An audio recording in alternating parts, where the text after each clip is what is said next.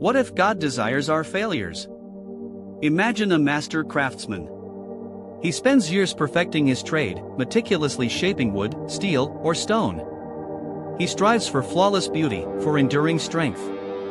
Now, picture him watching a novice, eager but clumsy, attempting the same task. The novice makes mistakes. They cut themselves, splinter the wood, bend the metal. The craftsman doesn't yell, doesn't criticize harshly. Instead, he observes, sometimes offering a gentle correction, a subtle shift in the hand. He seems patient, almost fascinated. It's a strange thing, isn't it? This almost expectant quality. We tend to think of God as all-powerful, all-knowing, and therefore, perfectly good. But what if that goodness isn't about preventing error, but about observing it? What if God isn't a judge who condemns, but a student who learns? Think of the Tower of Babel. The builders, driven by ambition and a desire for glory, defied God's command. They sought to touch the heavens. The result was chaos, division, and the scattering of humanity. We often portray this as divine wrath, a punishment for hubris. But consider the perspective of a being who has seen countless civilizations rise and fall, who has witnessed the best and worst of humanity throughout time.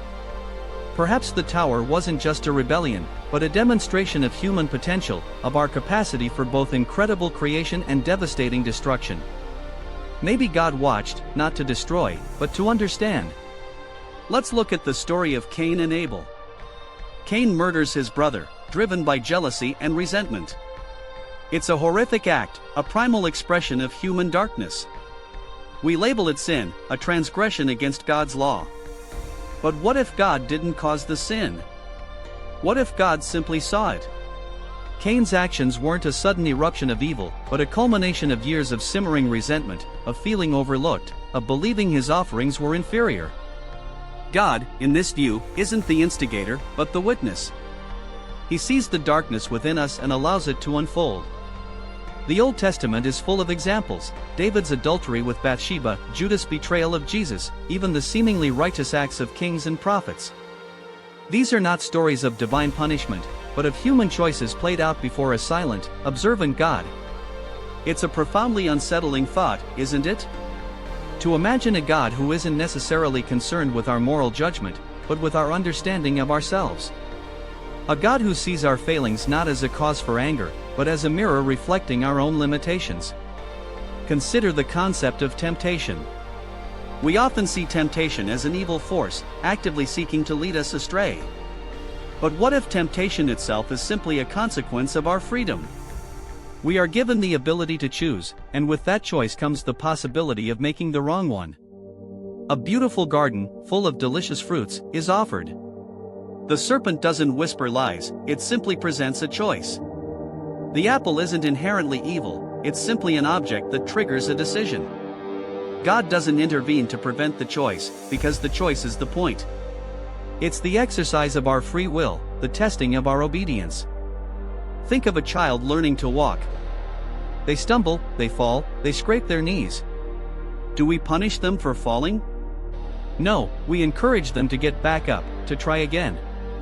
We celebrate their attempts, their persistence. Similarly, God seems to observe our struggles, our moments of weakness, our attempts to overcome our own desires. He doesn't try to protect us from the experience of failure, but to allow us to learn from it. The story of Jonah is particularly illuminating. Jonah tries to escape God's command to preach to the people of Nineveh, believing they are inherently evil. He builds a boat and sets sail, hoping to outrun God's judgment. But God orchestrates a storm, and Jonah is eventually swallowed by a great fish. Inside the darkness, he experiences profound self-reflection, confronting his own prejudices and his misplaced sense of righteousness. God doesn't punish Jonah for his disobedience. He patiently waits, allowing Jonah to undergo a transformative experience. It's a humbling lesson. God doesn't demand instant obedience, but a willingness to learn, to confront our own shortcomings. It's about the journey, not the destination.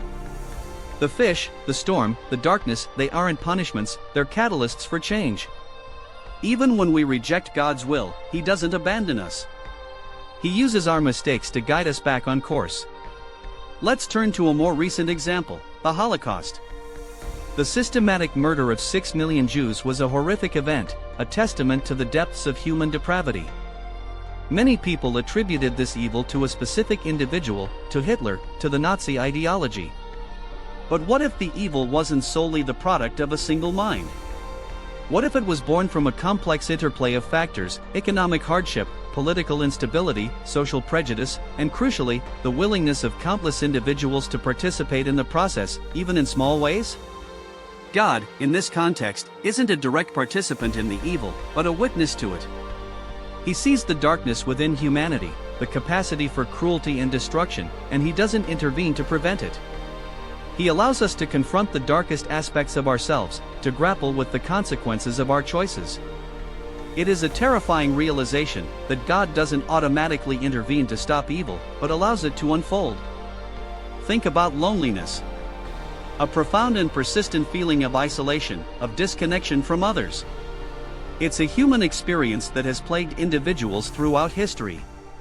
It's a feeling that often stems from our own choices, our own unwillingness to connect, our own fear of vulnerability. But what if God doesn't try to eradicate loneliness, but to understand it? He sees our longing for connection, our desire for belonging, and he doesn't offer a quick fix, but a silent companionship. He's present in our moments of isolation, offering a sense of quiet understanding. This isn't about solving our problems, it's about acknowledging our humanity, our shared experience of vulnerability. God's presence in our loneliness is not a solution, but a profound acceptance of our deepest, most unsettling feelings. Ultimately, the question isn't about whether God likes our failures. It's about what those failures reveal about us, and about what God sees in those reflections. Perhaps God's love isn't about shielding us from pain, but about offering us the space to experience it fully. Perhaps God's presence isn't about judging our actions, but about inviting us to confront our own limitations. The most unsettling truth is that God might be most intimately involved in the moments when we feel most lost, most broken, most utterly alone. It is in those dark spaces, where we grapple with our own imperfections, that we find the deepest connection to the divine. The question remains, if God desires our failures, then perhaps our failures are the very thing that defines our humanity, and ultimately, reveals the nature of God.